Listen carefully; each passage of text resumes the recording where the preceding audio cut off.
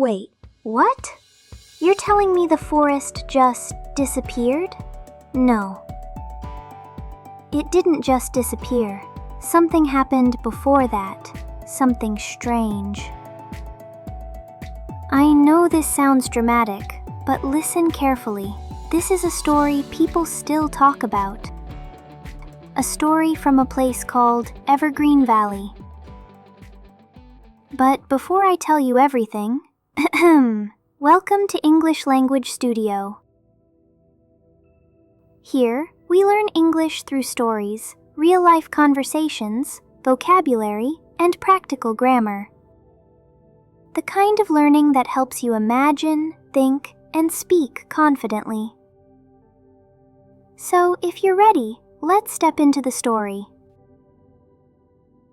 Yes, we are ready! Evergreen Valley was a small village surrounded by hills, rivers, and one enormous forest. People there woke up every morning to the sound of birds, the smell of fresh trees, and the soft music of flowing water. The forest was more than just trees. It was like a friend, a protector. Some old villagers used to say, "When the valley is happy, the forest sings." When the valley is in danger, the forest becomes silent. Most people thought it was just an old saying, a nice myth, a sweet idea. But one year, that myth started to feel very real. So the forest was kind of like the heart of the valley. Exactly. If the forest was healthy, the whole village felt safe. If the forest was sick, everyone would suffer. One morning, everything felt different. The sun came up, just like every other day. People went to work. Children got ready for school. But something was missing. There were no bird songs. Usually the forest was full of life, birds calling, insects humming, leaves dancing in the wind. But that morning, the forest was perfectly still. No sound, no movement, just a heavy, worrying silence. 3 village kids noticed it first. Their names were Aaron, Maya, and Elio.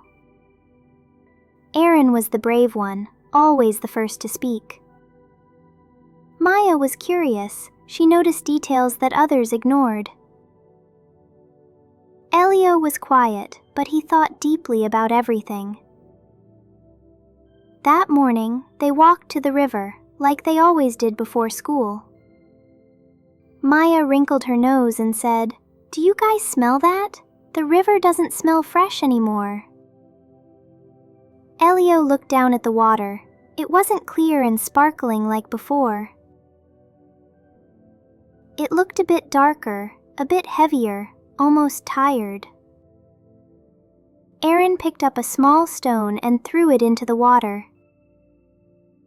They watched the reptiles spread, but the water didn't look alive.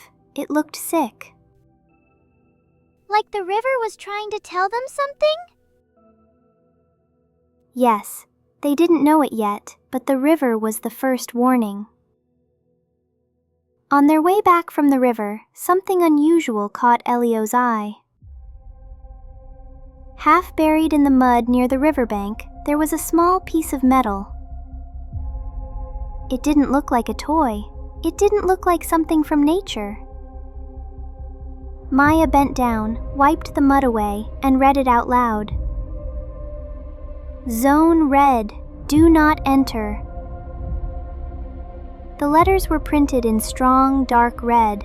Aaron frowned and said, "What is a zone red? We don't have zones here. This is our forest." Maya turned the tag over again and again. No logo, no name, no company, just this warning. Elio looked towards the deeper part of the forest and whispered, "So, someone came here. Someone who doesn't belong here." But did they tell their parents? Or did they keep it a secret? At first, they didn't tell anyone. They weren't sure what it meant. They just knew something was wrong, and they wanted to understand it themselves. The next afternoon, after school, the three friends decided to go back to the forest. This time, they walked further than usual, following the river upstream. After a while, the trees grew thicker. The air felt heavy, like it was full of secrets. Suddenly, Aaron stopped. "Look at that," he said, pointing to the ground. There, in the soft soil, was a footprint. But not a normal footprint. It was huge, much larger than a human foot. Much larger than any animal in the valley. Maya bent down to look closely. The footprint was deep, as if something very heavy had stood there. And there was something even more disturbing. All around the footprint, the grass was dead. The small plants were dry and black. Even the insects were gone. Elio swallowed and said quietly, "It looks like the ground died where it stepped." Maya looked at the other side of the path. "There's another one, and another," she said, following the trail with her eyes. The footprints moved in a line, leading deeper into the forest, towards a place where none of them had ever been before. Lily, are you sure this is not a horror story? This sounds really scary. It's not a ghost story. It's something else. Sometimes real life is scarier than any ghost.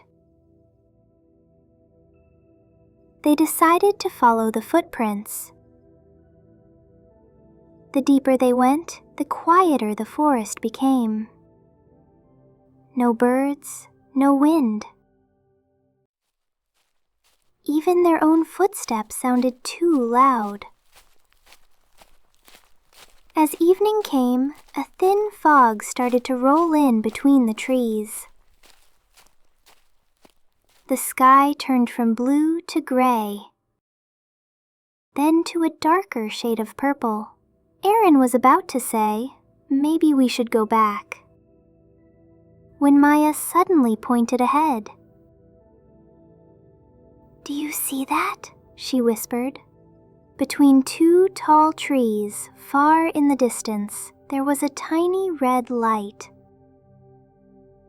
It blinked slowly, on, off, on, off. It wasn't the warm glow of a fire.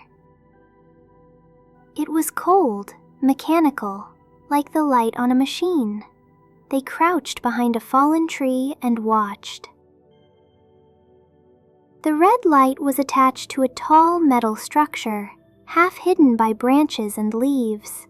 Below it, they could hear a deep humming sound, the sound of a machine working continuously. The forest, which should have been full of natural sounds, now had one strange, artificial heartbeat. A machine in the middle of a forest with no one around? That can't be good. You're right, and it was worse than they imagined. The three kids moved closer, hiding behind bushes and trees. Eventually, they got close enough to see it clearly. Behind a carefully arranged wall of branches and camouflage netting, there was a large metal machine. Thick pipes ran from the machine into the ground, and one long pipeline ran directly into the river. From that pipe, a dark liquid was dripping into the water. It didn't look like mud. It didn't look like natural waste. It looked oily and poisonous. The air around it smelled sharp and bitter. Maya covered her nose and whispered, This is what's killing the river." Elio's heart was beating fast. He wanted to run, but he also wanted to know more. Aaron clenched his fists and said, "Someone put this here on purpose. They're using the forest like a trash can." Just then, they heard something. Voices.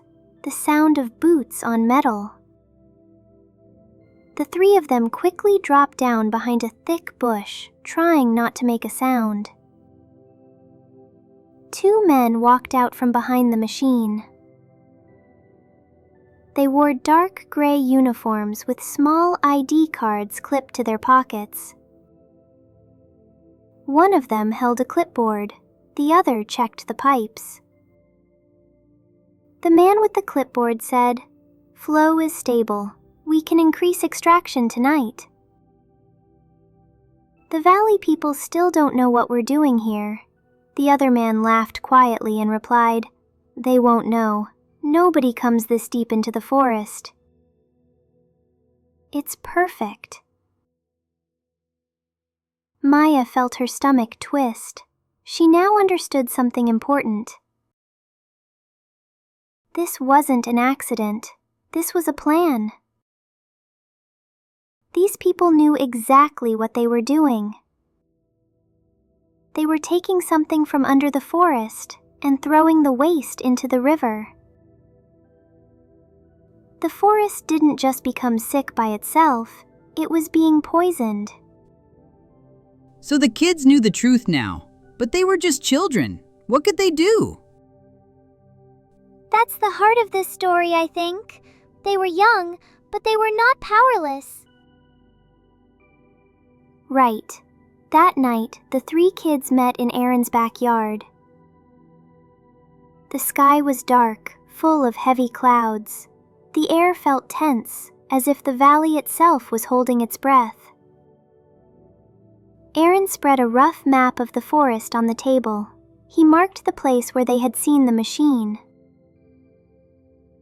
"We can't just sit and watch," Aaron said. "If they keep doing this, the river will die. The animals will disappear. Our homes will suffer." Maya nodded.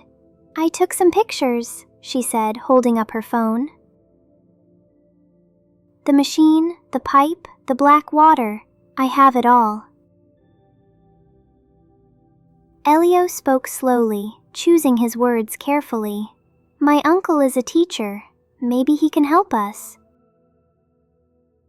Maybe if adults see the pictures, they will understand." But then he hesitated and added, "Or maybe they will say, 'Stay out of this. This is not your problem.'" There was a long silence. The three of them looked at each other. They were scared, but they were more scared of what would happen if they did nothing. Aaron finally said, "We don't need to fight them alone. We just need to show the truth. Let the truth make the noise." That line is powerful. Let the truth make the noise. Yes, sometimes you don't need to shout. You just need to show what is real. The next day, they started collecting evidence. Maya took clearer photos and short videos of the machine, the pipe, and the polluted river. Aaron measured the size of the footprints and marked their path on the map. Elio collected small water samples in glass bottles. Then they went to Elio's uncle, Mr. Whitman, who was one of the village teachers. At first, he didn't take them very seriously. He said, "You kids always imagine things. Maybe it's just new construction." But when he saw the pictures, his face changed. He leaned closer to the screen and whispered, This doesn't look legal." He smelled the water sample and frowned deeply. This is not normal river water. This is contaminated. Aaron felt a small wave of relief. Finally, an adult was listening. Maya said, "If we don't do anything now, it will only get worse. Can you help us?" "Please?" Mr. Whitman looked at their worried faces and nodded slowly. "Yes, I will help, but this is bigger than just our village.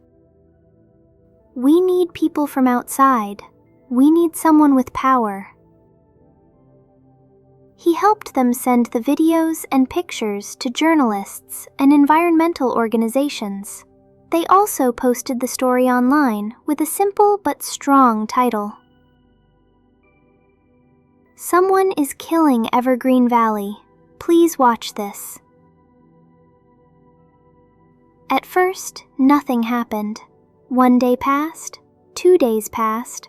People in the village whispered, but most continued their usual routines. Some even said, "It's better not to make trouble. Whoever did this might be powerful." But the kids refused to lose hope. On the 3rd day, something changed.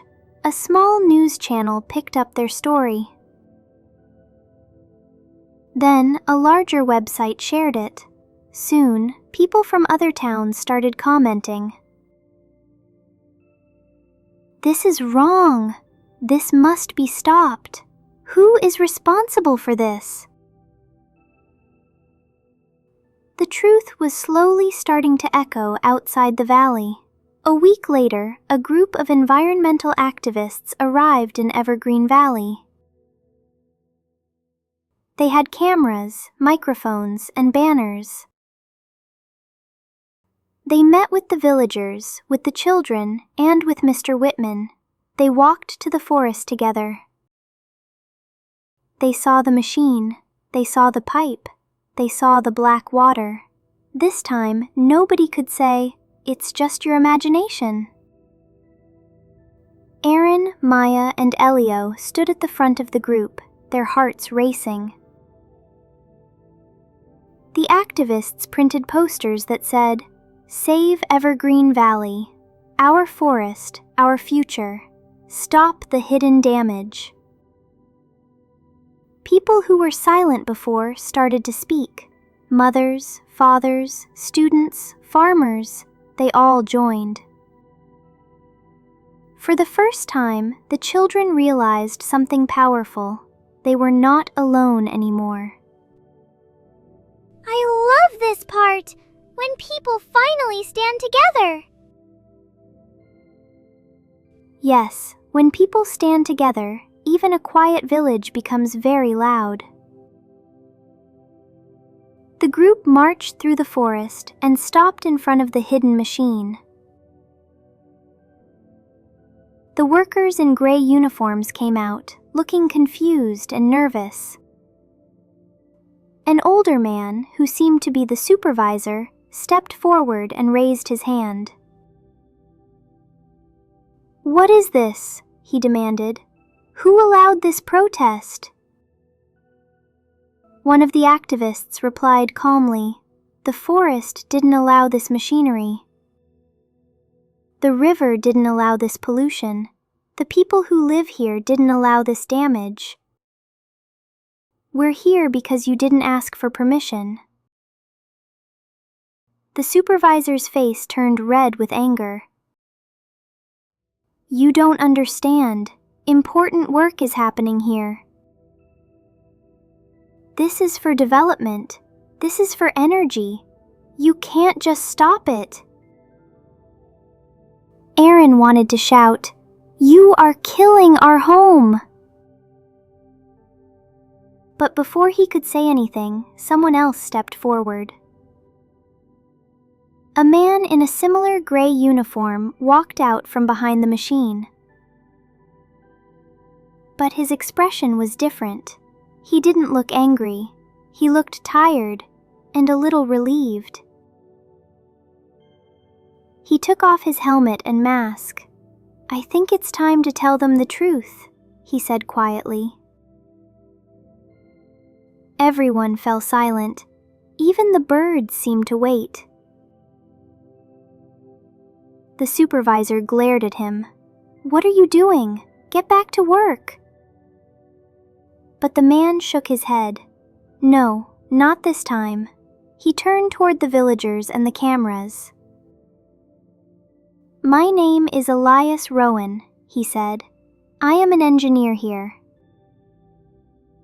I helped build this system, and I regret it." He held up a folder in his hand. "In this file, there are documents that show everything. No proper permission, illegal waste dumping, fake reports about safety. I tried to talk to my bosses. They told me to stay quiet." He looked at the children. "But then I saw your video. I saw your courage. And I realized, if kids are brave enough to speak, how can I stay silent?" So he was secretly on their side the whole time? Yes, sometimes the people inside the problem are the ones who can help solve it, if they find the courage. Mr. Rowan handed the file to the activists and said, "Use this. Show the world. Shut this place down, please." The supervisor shouted, "You'll lose your job. You'll lose everything." Rowan replied calmly, "If we lose the forest, we lose more than a job. We lose our future." The story of Evergreen Valley spread quickly after that day. News reporters arrived. Government officers came to inspect. The documents from Idris proved everything. Within weeks, the hidden facility was shut down. The machines were removed. The pipes were taken out of the river. Restoring the forest and river took time. Water had to be cleaned. Trees had to be protected. Animals had to slowly return.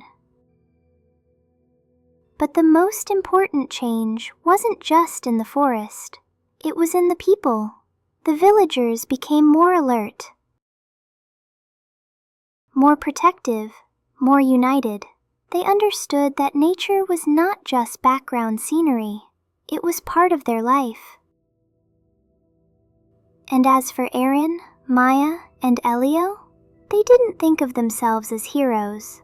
They thought of themselves as listeners.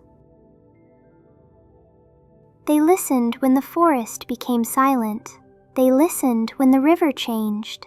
They listened when their own hearts told them, "This is wrong. Do something." So, Evergreen Valley survived because 3 children didn't ignore the signs? Yes, they were not perfect. They were scared. They were unsure, but they didn't look away. And Mr. Rowan, the engineer, he was part of the problem, but he also became part of the solution. Exactly. Sometimes people are trapped in a bad system. When they see someone brave, they find their own courage.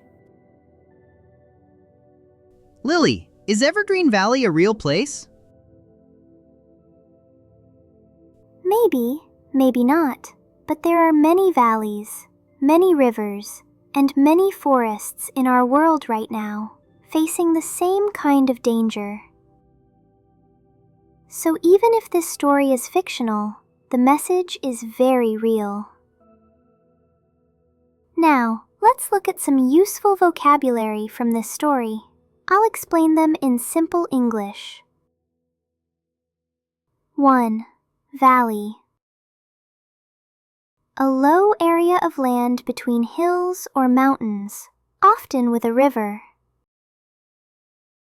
Example: Evergreen Valley was the home of the village. 2. Contaminated. Made dirty or unsafe by chemicals or harmful substances. Example: the river water became contaminated. Third, protest. When people come together to say they disagree with something, usually in public. Example, the villagers and activists organized a protest. 4. Survived. The word survived means to stay alive or to continue existing, even after something difficult or dangerous happens. Example, the valley survived because the children spoke up and the villagers took action. 5. Whispered. Whispered means speaking in a very soft, quiet voice, usually when someone is scared, nervous, or doesn't want others to hear. Example, when the kids saw the red blinking light, Maya whispered, "Something is wrong here." If you enjoyed this story, and if you learned even one new word, idea, or feeling from it, don't forget to like this video, subscribe to English Language Studio, and share it with someone who loves stories and cares about our planet. Remember, sometimes one small voice can start a big change. Sometimes one story can open many eyes. And sometimes, maybe that voice and that story can be yours. Thank you for listening. See you in the next lesson.